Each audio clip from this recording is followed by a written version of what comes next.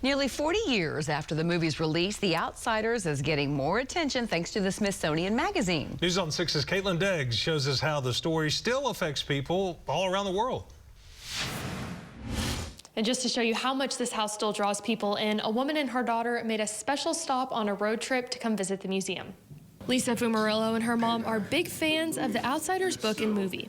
Instead of going through Kansas for their road trip, they decided to take a detour and head to Tulsa to see the museum. It was like it was meant to be, you know, I'm passing through and was able to stop here. It was so close, so I had to come and check it out. I didn't even know I was going to be able to come in. I thought I was just going to drive by and take pictures from the outside. The article on the front page of the Smithsonian Magazine is titled, S.E. Hinton is tired of talking about the Outsiders.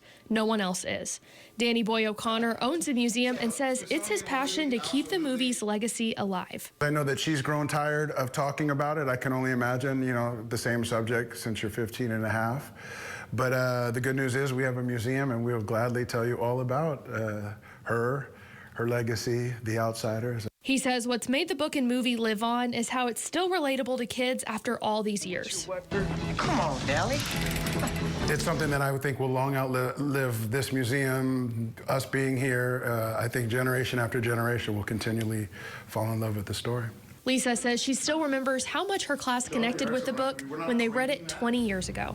It's a big part of history, and it's a big part of what they teach in schools. I know sometimes there's some changes with it. They're not always reading it, but we read it, and I feel like the whole class loved it.